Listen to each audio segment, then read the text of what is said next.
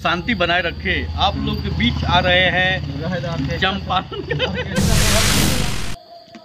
आवेला वो नहीं से भर मुंह खा के रखेला सखी रे सिस्टम। नमस्कार, आप देख रहे हैं राजम फिल्म्स ब्लॉग। अभी मौजूद है कमरा पसंद सिंगर मिथिलेश तूफानी के पास। चलिए इनसे एक गाना सुनते हैं। चलिए सिंगर जी गाना गाइए।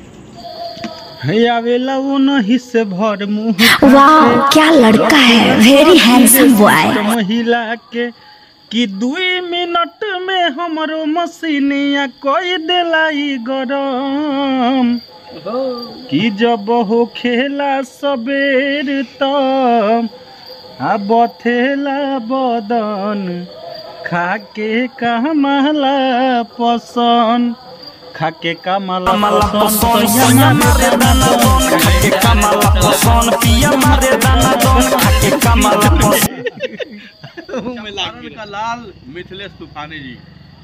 पढ़ते से नुरवा डोलिया पढ़ते से नुरवा डोलिया नैहर से आखिरी विदाई होला बलमुए के घर से आखिरी विदाई होला पियवे के घर से आखिरी विदाई होला।